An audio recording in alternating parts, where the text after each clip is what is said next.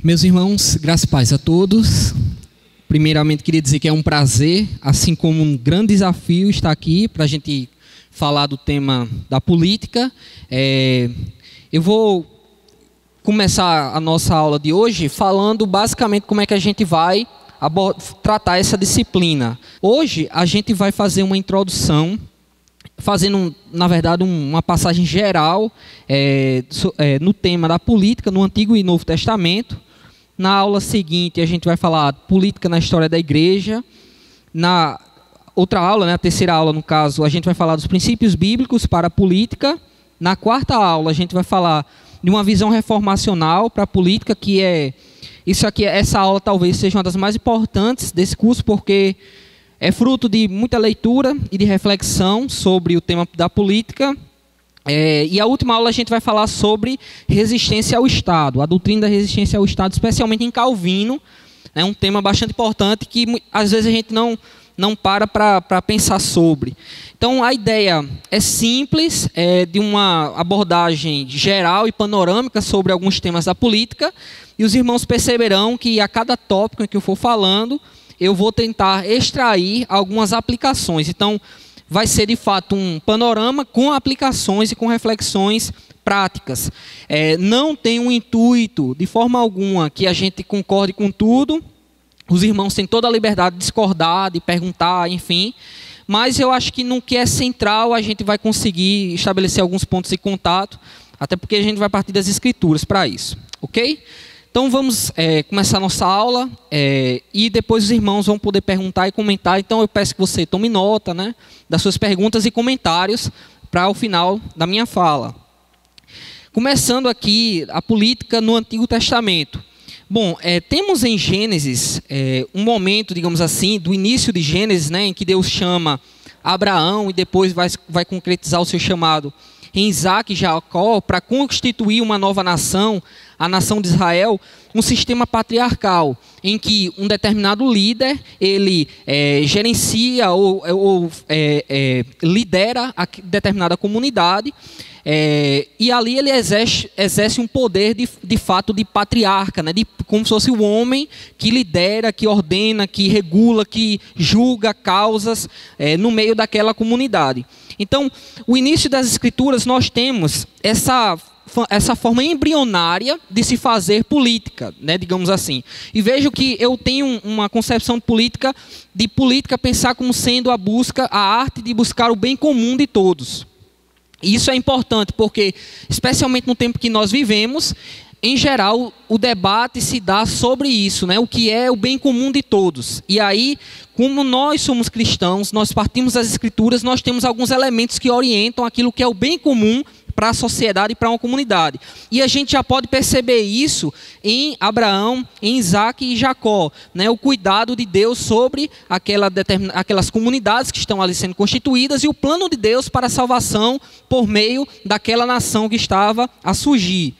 E aí passa-se Gênesis com todas suas idas e vindas, de conflitos familiares, e a nação de Israel começa a se constituir, começa a se avolumar.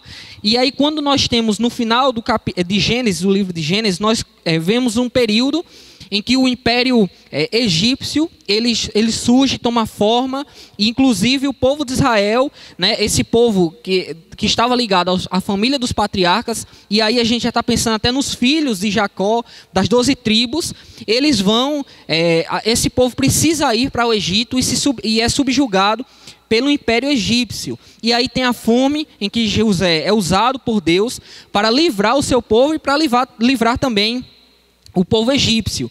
E Deus chama, no meio do povo egípcio, aquele que ele tinha reservado, que era Moisés.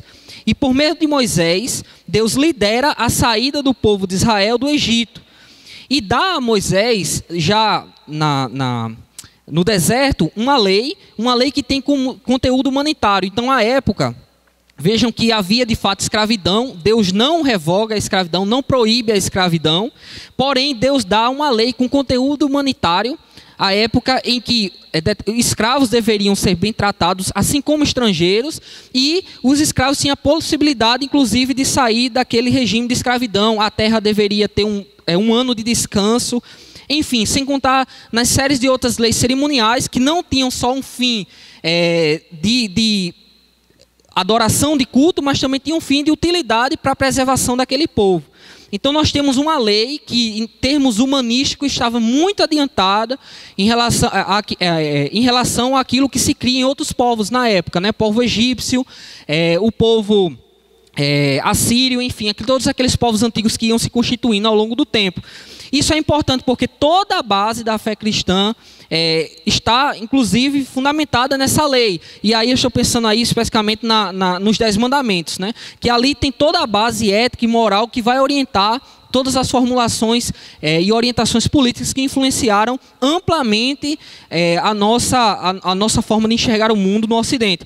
E aqui é importante você perceber que antes de nós falarmos de política, nós temos que falar de religião, entendendo-se como sendo crenças fundamentais. Então, antes de alguém fazer uma afirmação política dizendo assim, isso aqui é bom em detrimento disso, ela acredita naquilo como sendo bom em detrimento de determinada coisa. Então, ela acredita que a vida tem um valor intrínseco porque ela simplesmente acredita e aceita aquilo como sendo verdade. Ela não pode provar isso empiricamente ou cientificamente, porque não existe método para isso. Mas ela acredita como sendo verdade. Então, antes da política, da formulação uma arte para conciliar os interesses para o bem comum, ela acredita naquilo.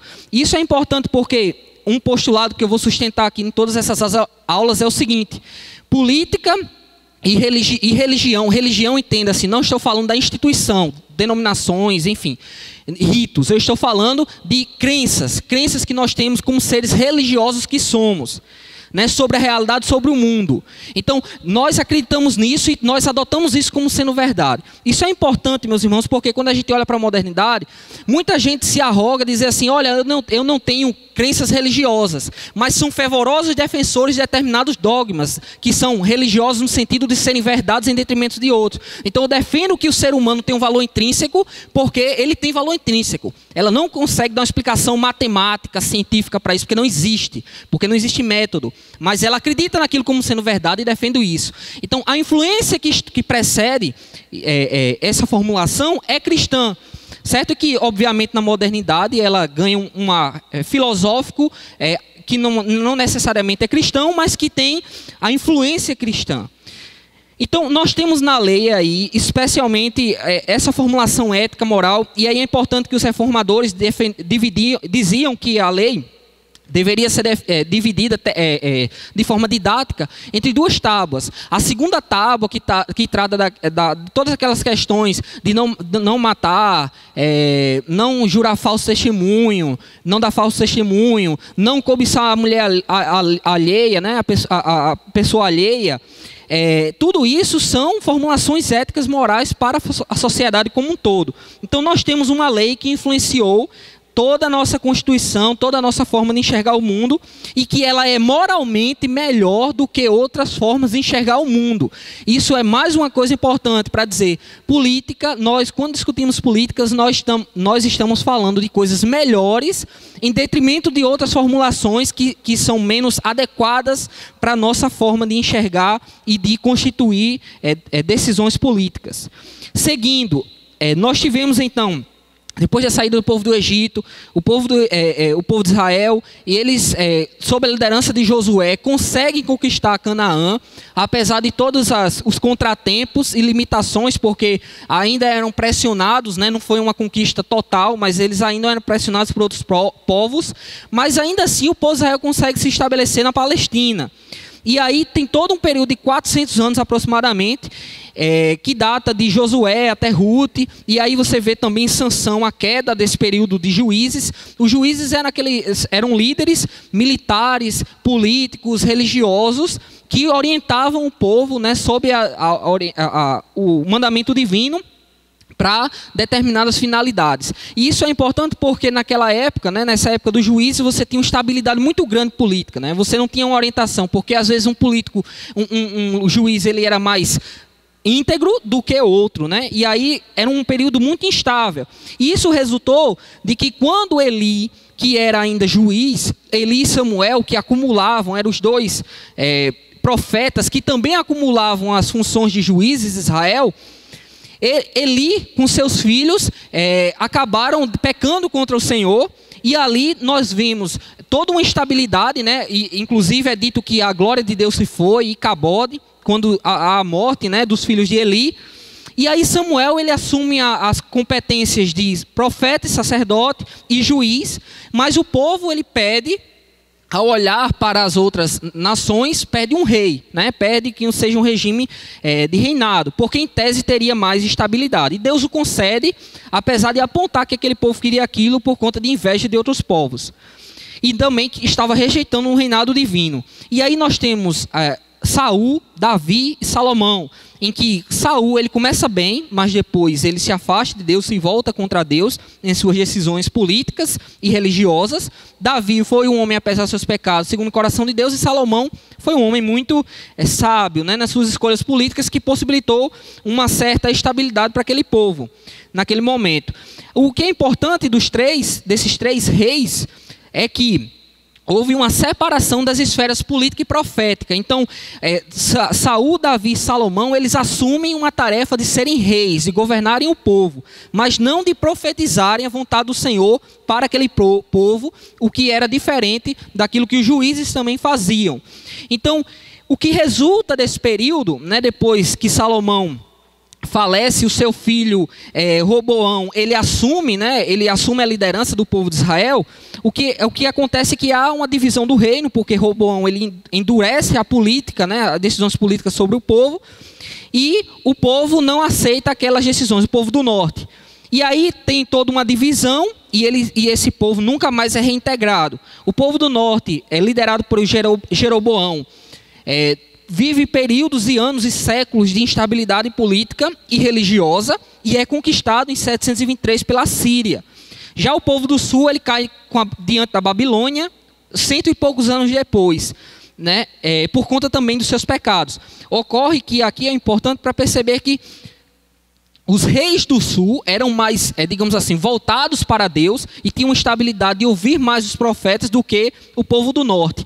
E aí tem toda aquela coisa, né, que o povo do norte é levado para a Síria, algumas pessoas, né, do povo de Israel ficam no norte e depois se misturam com práticas pagãs e se tornam os samaritanos, que o povo do sul de Israel rejeita, né, como sendo pessoas assim que não cultivaram a fé verdadeira. Então, depois da queda da Babilônia perante a Pérsia, aí eu já estou em 536 a.C., ao retorno do povo de Israel, parte do povo de Israel volta para a Palestina, né? E aí, sob a liderança de Esdras e Neemias, há a reconstrução dos muros de Israel, né? Então, eles lideram esse período juntamente com outros profetas, como Ageu, como Joel, enfim, que profetizam para que aquele povo se arrependa dos seus pecados e reconstrua os muros de Jerusalém e possa edificar a sua fé. E aí começa esse período interbíblico, né, que é intertestamentário, melhor dizendo, entre Malaquias, o último dos profetas, até a vinda de João Batista, no Novo Testamento.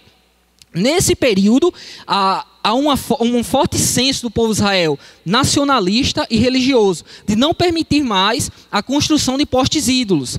E aqui é importante, nós não temos isso nas Escrituras Sagradas, aí a gente precisa ir para os livros de histórias, para saber que houve rebeliões, como a família de Macabeus, querendo estabelecer um reinado político de Israel, político e religioso, assim como o surgimento de várias seitas, né, nesse momento, no povo de Israel, para a preservação da fé israelita. E é nesse momento também que surgem as sinagogas, como sendo aqueles centros religiosos, até porque ele não tinha a possibilidade de manter o templo como de Salomão, né, aquele templo sonhado que tinha sido destruído.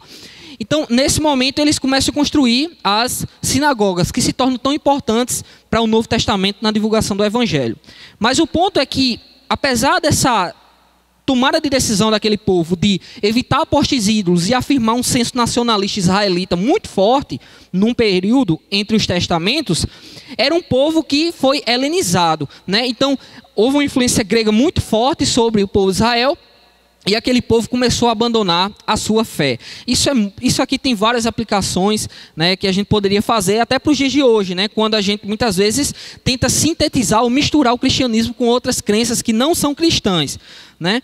Mas, enfim, eu vou tirar nesse momento, né, nesse primeiro tópico, algumas conclusões sobre essa política no Antigo Testamento. A primeira é que a forma de governo não era normativa. Então, não havia nenhum regramento bíblico no Antigo Testamento dizendo que o povo de Deus deveria ter um regime político patriarcal, por exemplo. Então, não tem nada disso, né? Ou deveria necessariamente defender um Estado que tinha um rei, né? Ou coisas do tipo. Então, não há... As formas de governo que surgem no Antigo Testamento, em vários períodos, não são normativas, não são obrigatórias, né? Não nos vinculam a adotá-las nos dias de hoje. Ademais, nós precisamos perceber que no Antigo Testamento, a rebelião do povo de Deus, muitas vezes fez com que Deus punisse aquele povo politicamente. E aqui é um detalhe, meus irmãos, algo que eu vou reafirmar várias vezes: política importa e muito para o povo de Deus. Porque se você não tem um regime político que possibilita uma estabilidade, nas Escrituras, inclusive, vai falar que vocês orem para que haja estabilidade na política, para que vocês vivam uma vida de piedade. Vá viver num país que você não tem o que comer, que há uma estabilidade política terrível. Você vai mentir, você vai roubar para sobreviver. Então é difícil viver uma vida de piedade num país como esse. Ou um regime opressor como a Coreia do Norte, ou hoje em dia a Venezuela, Cuba e assim sucessivamente. Então, e veja, eu não estou dizendo que esses países, né, que têm esses regimes opressores, eles têm esses regimes opressores, impossibilitam, né, dificultam a vida cristã, e que nosso país não dificulta. Nesse sentido, a gente enfrenta outros dilemas e outros problemas, certo? Que a gente vai tratar ao longo das nossas aulas. Outra coisa importante sobre esse período do Antigo Testamento é de que há uma ética comunitária. Aqui eu queria deixar bem claro para vocês que vocês vão ver eu falando a palavra comunitária várias vezes, porque eu penso que uma visão cristã de mundo em relação à política deve ser comunitária. Ela não pode ser liberal, individualista, ela não pode ser socialista, né? ou que a comunidade se torna tudo e que você necessariamente tem que fazer aquela igualdade, né, de bens e de partição de bens e de coisas do tipo. Então eu rejeito, digamos assim, né, eu não adoto essa visão de mundo mais socialista ou uma visão de mundo mais liberal. Liberal no sentido de individualista, com todos os seus problemas. Inclusive porque a gente até passa uma crise profunda de liberalismo no nosso país, no mundo ocidental como um todo hoje em dia. O liberalismo está esticando a ponta com os problemas de política identitária e com vários problemas aí afirmativos que faz com que a gente perca a política para o todo, né, e que alguns grupos acabem ficando se digladiando, né, por briga de poder e questões, né, financeiras para favorecimento e detrimento de outros, né?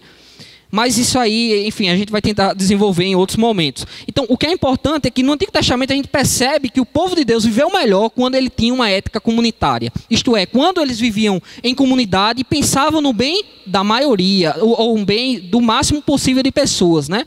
De tomar decisões políticas que favorecessem o máximo de pessoas. Por isso que a necessidade de que os indivíduos cooperem, né? Trabalhem juntos para o bem em comum, não somente para o bem pessoal, ou para uma coisa etérea, né, que eventualmente possa trazer uma melhoria, como sendo o Estado com força sobre os indivíduos, e anulando os indivíduos. Então essas visões extremadas eu não vou defender. Eu vou defender essa uma visão mais comunitária, a necessidade de termos um olhar mais comunitário sobre a vida.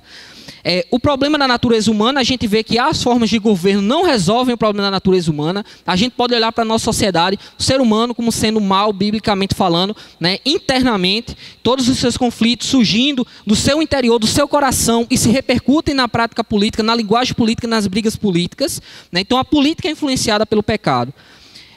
E por fim, nesse momento, eu sustento também que do Antigo Testamento a gente pode perceber que a igreja, né, nós hoje, precisamos ser profetas e críticos. Isso é muito importante. Nenhum cristão, o que os cristãos eram definidos ali em Roma? Porque eles eram perseguidos, eles eram chamados de ateus, porque eles não se dobravam a quem? A César. Então eles eram chamados de ateus, porque eles eram ateus políticos, né? Eles não cediam seu coração a partidos, a políticos ou a projetos de poder. Isso marca um cristão na política. O cristão, ele tem escatologia, ele acredita no final de tudo, ele sabe que essa era vai passar, que seu nome será esquecido, mas que o nome de Cristo é que deve prevalecer, porque é ele que de fato fato deve reger com o seu reino. Veja, a importância do Novo Testamento, aqui eu já vou entrando no Novo Testamento, né? É de que nós temos a preocupação com o reino de Deus. E o que é o reino de Deus? Senão a vontade de Deus estabelecida nos corações, né? Avançando sobre os corações. O seu reino, a sua vontade sendo estabelecida. Essa era a preocupação de Cristo. Obviamente isso tem um impacto político. Por quê? Porque há um elemento político no evangelho e há na política um elemento religioso. Como assim? Na religião, na fé cristã, quando nós afirmamos que Cristo é o único rei, qualquer pessoa, qualquer ideia, qualquer partido, qualquer projeto de poder que se coloque contrário a Cristo, nós o negamos. Nós profetizamos contra. Nós não cedemos o nosso coração. Isso é fundamental, meus irmãos, e talvez seja uma das coisas que mais precisamos hoje, em termos de sermos evangélicos, cristãos, protestantes, é de termos uma igreja crítica, que não ceda seu coração a nenhum político, que ela não coloque sua esperança em nenhum político. Então, enfim, eu vou desenvolver isso em outras aulas, né? Como é que a gente deve abordar essa relação Estado-Igreja.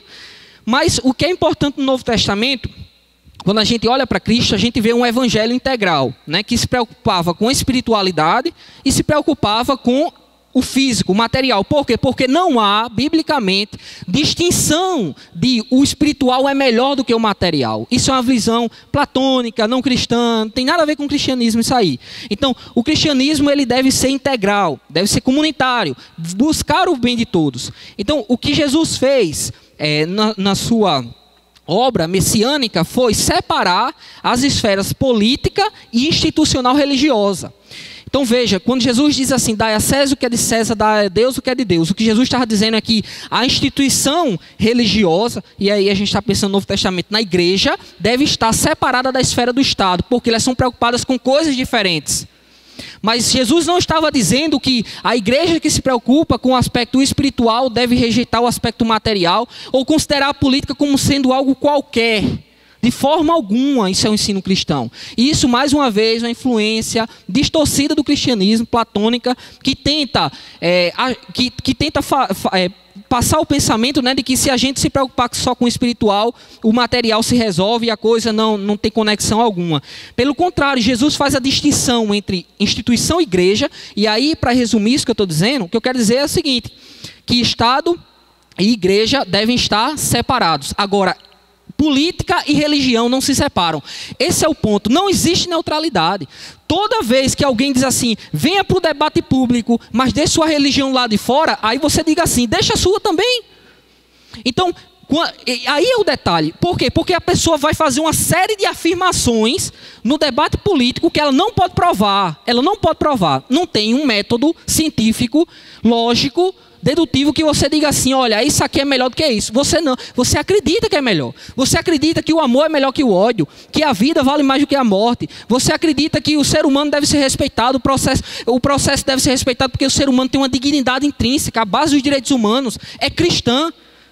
Então, você acredita nisso, você não pode provar isso, não existe forma, não existe método para provar isso. Então, o que eu estou dizendo é que não existe nesse sentido neutralidade. Nós temos crenças fundamentais que nós adotamos ao longo da vida e nós aceitamos elas como verdade.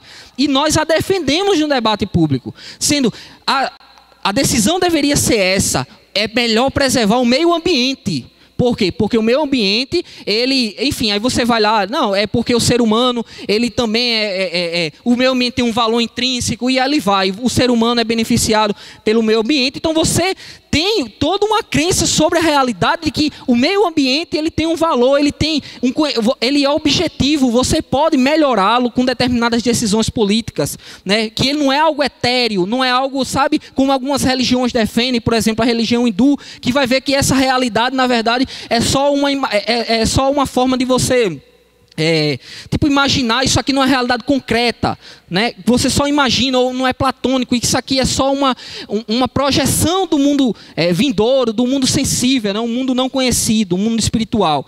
Não, nós cristãos, nós no mundo ocidental, influenciados pelo cristianismo, acreditamos numa realidade objetiva, que nós não podemos provar. Não existe método para provar, isso é filosofia, é crença. Eu acredito que é objetivo isso aqui, né? O que eu estou dizendo agora, que vocês estão ouvindo, é essa realidade que nós estamos vendo, o mundo concreto é objetivo. E a gente defende que nesse mundo concreto nós devemos agir de determinada maneira em detrimento de outra. Por quê? Porque a gente tem esse valor é melhor do que esse valor é melhor do que esse, e assim sucessivamente.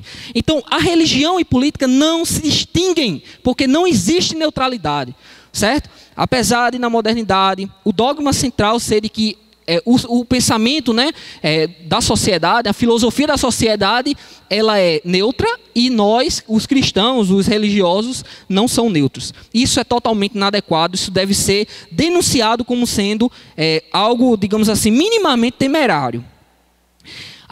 Ademais, em Cristo a gente vê a preocupação em relação ao reino de Deus, né? Jesus estava preocupado, como eu falei, expandir nos corações e transformar o coração do ser humano. Para Jesus nunca é suficiente transformar apenas o exterior, né? É preciso transformar o coração, porque isso é que concretiza a vontade de Deus no coração do ser humano e também numa determinada comunidade. E aí a igreja tem o seu papel de pregar o evangelho. O que caracteriza uma igreja? Não é a pregação política, é a pregação de fé cristã para a salvação do coração.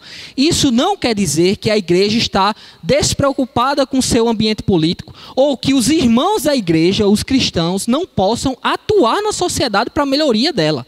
Pelo contrário, o evangelho é a mola propulsora, o exemplo de Cristo é a mola propulsora para que a gente faça o máximo possível para a melhoria da nossa sociedade. Então nós temos ao longo da história da igreja uma série de cristãos motivados por sua fé, que foram para o debate público defender, por exemplo, eu pego o exemplo aqui do William Wilberforce, que foi aquele homem central na defesa do término da escravidão na Inglaterra. Foi ele que lutou, doou a sua vida, a sua saúde, né, para lutar pela causa do término da escravidão, motivado pelo pensamento cristão. Tire toda a religião da motivação do pensamento no Ocidente, das melhorias sociais, aí você perde muito daquilo que de fato aconteceu na nossa sociedade politicamente. É interessante, né? Eu sempre penso assim que quando eu leio os reformadores, por exemplo, você estuda resistência ao Estado em Calvino, o pessoal fica falando de constitucionalismo, né? A Constituição, mas quem abriu as portas para a Constituição foi Calvino, meu amigo, com as crenças cristãs, porque ele viu que o Estado de Direito era melhor para contingenciar ou impossibilitar que tiranos pudessem atuar restringindo o indivíduo. Então, o cristianismo, meus irmãos, ele está na base desses elementos, porque é uma motivação religiosa. Nós entendemos que isso é melhor. É melhor que o tirano, ele não tenha tanta força. Por quê? Porque o homem é mau. O pecado no coração humano, se a gente deixar, ele vem para cima do indivíduo e das comunidades e destrói tudo. Essa não é uma visão boa. Vamos resistir ao Estado. E assim os reformadores desenvolveram sua teologia política, que influenciou o constitucionalismo em todos os desdobramentos modernos. Então, a religião está em tudo nesse sentido, né? Religião nesse sentido de crenças fundamentais. Em Atos dos Apóstolos, nós temos a fundação da igreja, no capítulo 1, a descida do Espírito Santo logo no capítulo 2, e nós temos um modelo temporário no fim do capítulo 2 de Atos, em que a igreja primitiva, juntos, os irmãos tinham tudo em comum. O que acontece é que naquele momento, de forma temporária, vários judeus que criam em Jesus estavam na festa de Pentecostes em Jerusalém. E o que acontece? Quando há a descida do Espírito Santo, 120 pessoas recebem o Espírito Santo naquele momento, e no final do livro eles estão juntos em comum, por um momento, porque muita gente morava longe, e aí precisava de que forma em comum eles pudessem congregar de forma bem estreita, né? Fortalecendo aqueles laços da igreja. E ali Deus começa a abençoar e expandir seu reino por meio de pregações, curas extraordinárias, né? A postura do Estevão, depois a conversão de Saulo para Paulo e assim sucessivamente. Então, o que nós temos ali é um modelo temporário que não é normativo, né? Então, não há que se falar de que houve um comunismo em Atos 2, de forma alguma, até porque não tinha participação do Estado, não tinha nenhum tipo de forma de opressão proletariado. Isso tudo é debate moderno, né? Então, isso aí é um erro primário fazer essa leitura. O que acontece depois? A igreja é perseguida, né? Lá em Atos mesmo a gente já vê perseguição e a igreja continua pregando, e aqui é importante, né? O papel da igreja reforçando isso aqui, é a pregação do evangelho e a administração dos sacramentos, certo? Esse é o papel primordial, o que caracteriza a igreja, né? Administrar os sacramentos e pregar o evangelho e o amor, né? Expandir o amor de Deus também pelo mundo. E o Estado, ele tem esse papel, o papel também de retribuição, e aí retribuição no sentido positivo e negativo, negativo de punir os infratores da lei, e no sentido positivo de dar, de fortalecer ou ajudar aqueles que têm mais necessidade também. Então, eu não acredito, mais uma vez, não sou um liberal, não acredito que o Estado não possa ajudar os desfavorecidos. Pelo contrário, nós precisamos de que liberdade e oportunidades. Não há que se falar de um Estado que não ajuda aqueles que não têm oportunidade de lutar, né? Agora, porém, o Estado não pode se tornar o pai de pessoas, enfim, a ponto de deixar com que aquelas pessoas se tornem inertes e que elas não tenham o senso de eu sou responsável e devo correr atrás, né? Devo me esforçar, devo produzir, devo trabalhar. Por quê? Porque o trabalho também, biblicamente, tem um valor. Certo? Então aqui eu estou rejeitando o liberalismo, assim como estou rejeitando qualquer tipo de paternalismo estatal, como sendo uma visão adequada da política, né? Seguindo, Paulo, então, ele defende a autonomia religiosa e financeira da igreja. Isso é fundamental, uma coisa que acabou com o testemunho da igreja. Eu estou falando aqui do lado bom, mas também tem histórias terríveis, né, da igreja, várias posturas inadequadas e decisões políticas terríveis. Quando eu lembro, por exemplo, o caso clássico de a igreja apoiar Hitler, né? Boa parte da igreja alemã apoiou Hitler. E aí você tinha um fundamento doutrinário terrível de Lutero, dos dois reinos, de dizer que a igreja cuidava do reino espiritual e o Estado cuidava do reino político. E essas duas coisas não se tocavam. E aí o que aconteceu quando a igreja os cristãos viram Hitler subindo? Apoiaram, muitos apoiaram. Aqueles que rejeitaram, muitos foram mortos, né? Tá aí o exemplo de Bonhoeffer, né? Se você não conhece, conheça a história de Bonhoeffer. Eu tenho certeza que você será abençoado e tocado pela história daquele irmão que tentou assassinar Hitler, mas que acabou sendo preso e foi morto. Então mostra o quê? O senso cristão de que, apesar do momento mais terrível, quando a igreja, inclusive, toma decisões políticas lamentáveis, entrega o evangelho de bandeja a líderes inacreditavelmente anticristãos, houve cristãos que minoritariamente resistiram e puderam dar a sua vida. A igreja, dizia Bonhoeffer, né, não nos será tomada. Seu nome é confissão. Confesse, confesse, confesse. Dizia Bonhoeffer. Esse é seu lema, né? A igreja confessional. É a igreja que confessa contra Hitler, né? E resiste a Hitler. Apesar de tantos irmãos terem se doado a Hitler. Seguindo, as cartas dos apóstolos, né? Caminhando aqui para terminar, certo? Aguenta um pouquinho aí. Nós vemos Hebreus, Tiago, Pedro e João. Nós vemos uma igreja sacrificial, a defesa de uma igreja sacrificial. Nós vemos a defesa de uma igreja, a necessidade de uma igreja solidária. Também uma igreja profética e uma igreja amorosa e cidadã. Então eu falei muitas coisas que você consegue encontrar nas cartas aos Hebreus, de Tiago, Pedro e João. Eu aqui destaco rapidamente Tiago. Tiago, ele foi aquele que falou categoricamente contra todos aqueles que oprimiam os pobres. Então você lê a carta de Tiago, você fica impressionado como a leitura que Tiago faz da relação entre os ricos e os pobres é de que Deus se coloca do lado dos pobres e condena os ricos que massacram os pobres, né? Então Tiago, ele faz essa defesa bastante categórica, né? E a necessidade de a igreja de fato agir com amor, né? Com vínculos de amor. E a gente vê Pedro, por exemplo, Pedro também fala da necessidade de a gente se submeter ao Estado, né, orar por nossos governantes, né, ter uma visão de mundo cristã para poder tentar, digamos assim, à medida do possível, trabalhar para o bem de todos. Então a gente vê todas essas defesas, essas pautas, né, com elementos políticos aí nas cartas desses autores. Aqui eu vou fazer uma rápida passagem no que Kuyper falou, né? Abraham Kuyper. Quem foi Abraham Kuyper? Rapidamente. Foi um líder protestante, calvinista, lá da Holanda, que no começo do século XX foi primeiro-ministro da Holanda, né? Então, brilhante, jornalista, escritor, teólogo, filósofo. Então, escreveu muito, era um cara espetacular, né? Os inimigos dele reconheciam que era aquele homem que tinha não sei quantas membranas assim para você poder atacar e era difícil derrubá-lo. E aí ele escreveu um livro ele fez, na verdade, uma palestra que virou livro, recentemente aqui no Brasil, foi traduzido, que é chamado O Problema da Pobreza, né? E aí ele faz uma crítica ao descolamento cristão das demandas sociais e defende a necessidade de a gente coordenar, né, o ministério da palavra, da misericórdia e da fraternidade, né? Vínculos de fato comunitários, estreitamento, né, de laços morais comunitários dos irmãos. E aí ele fala o seguinte: onde pobres e ricos se encontram frente a frente, Deus nunca escolhe seu lugar entre os mais abastados, mas se associa sempre aos pobres. Poderoso é o traço de misericórdia que se encontra entalhado em cada página do Evangelho. Jesus, entre inúmeras vezes, em contato com os que sofrem e com os oprimidos, a multidão desconhece a lei, ele não repele, pelo contrário, atrai a si. Nenhum pavio que ainda fumega, ele apaga. O doente, ele cura. Do toque da pele leprosa, ele não retira a mão. E se a multidão tem fome, mesmo que essa fome ainda não seja a fome do pão da vida, ele lhes entrega o pão que partiu em muitos pedaços e lhe oferece a abundância de um delicioso peixe. Assim, Jesus combina a teoria à vida prática.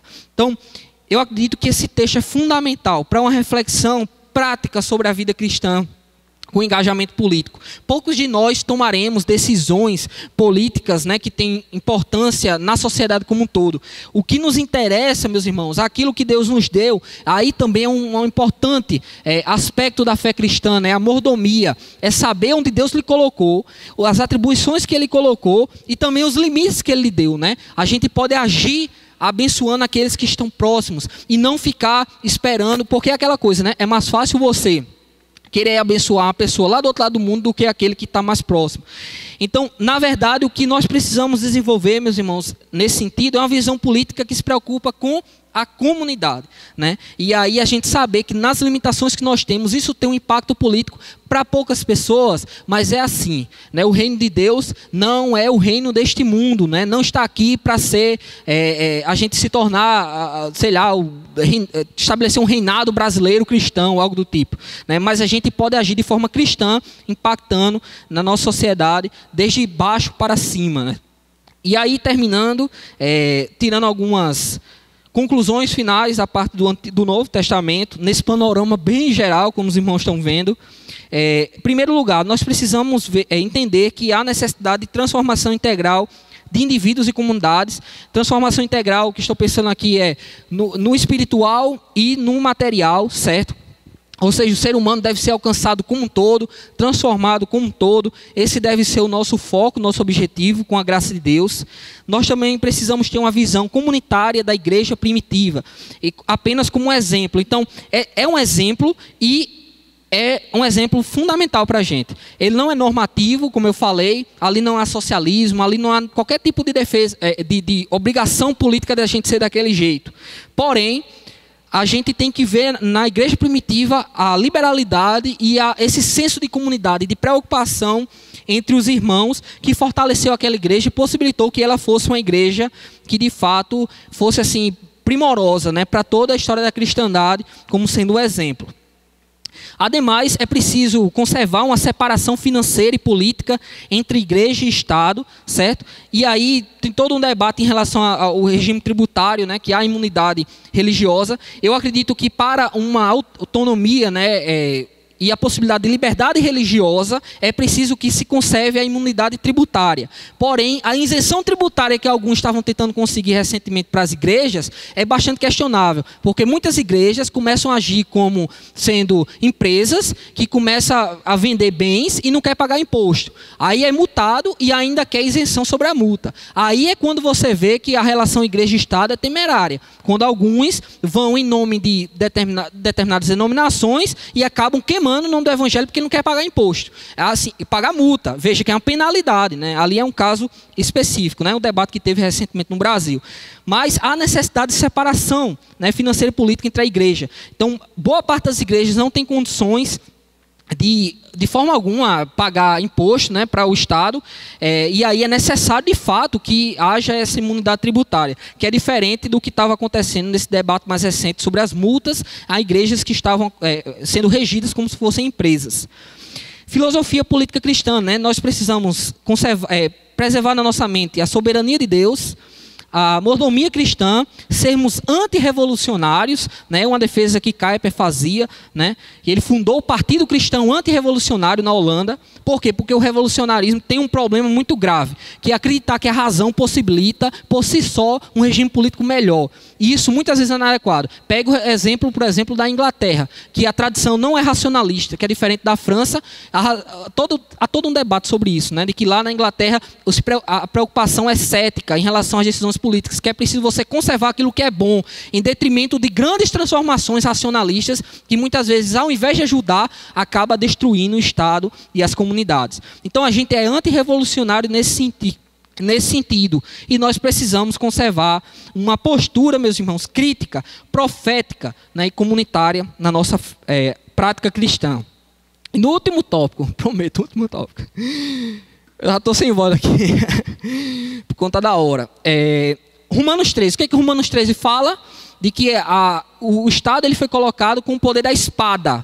Então Deus, ele ordenou que os governantes, desde Noé, quando teve o dilúvio, Deus disse a Noé, olha, quem derramar o sangue, derrama o sangue dele, né? Então, de fato, lá em Romanos 13, Paulo fala, né, inspirado por Deus, que Deus ordena de fato de que o Estado haja punindo os infratores, né, e também retribuindo os bons, né, aqueles que fazem boas práticas. Isso é um ponto importante. Por quê? Porque nesse sentido nós nos submetemos ao Estado, certo? E nós observamos o Estado como um agente divino. Porém, Romanos 13 nunca pode ser dissociado de Apocalipse 13, que é quando a Bíblia fala que na presente era Satanás age por meio da política, né? Pressionando a igreja e avançando e tentando resistir o seu reino, o avanço do seu reino, usando os instrumentos políticos. Então, não nos enganemos, meus irmãos. A gente se submete ao Estado, mas a gente conserva aquela coisa, sabe, de ser cético em relação a determinadas supostas bondades que o Estado promete fazer. Porque, na verdade, o Estado muitas vezes é agente de Satanás contra o reino de Deus. Então, a gente precisa caminhar, sabe, nisso aí. Por isso que é preciso ser profeta, ser crítico, não aceitar pautas políticas, né, de forma assim acrítica. E para isso, meu irmão, aprenda uma coisa na prática: escute gente que pensa diferente, escute gente da esquerda, escute gente da direita, escute gente conservadora, escute gente liberal, escute os diferentes, não escute só o que você concorda. Isso é o que mais tem acabado com o nosso país e tem tornado muitas vezes a igreja e muitos cristãos tão mórbidos em relação a determinados políticos, né, seja a esquerda, seja a direita. Isso é lamentável. Então é isso.